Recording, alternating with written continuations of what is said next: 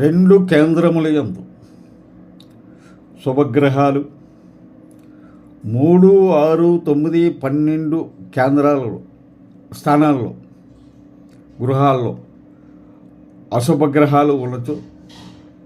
అరవింద యోగం అనబడుతుంది. ముంగీస సర్పాలను నాశనం చేసినట్లు రాజు శత్రువులను నాశనం చేయడం జరుగుతుంది. 2 కేంద్రాలయందు శుభగ్రహాలు 3, 6, 9, 12 గృహాలయందు అశుభులు ఉంటే కనుక అరవింద యోగము. ముంగీస సర్పాలను నాశనం చేసినట్లు రాజు శత్రువులను నశింపజేయను. ఇది ముంగీస సర్పాలను ఎలాగ నాశనం చేస్తుందో అంటే ఇది అరవింద యోగం అన్నమాట. అరవింద యోగం.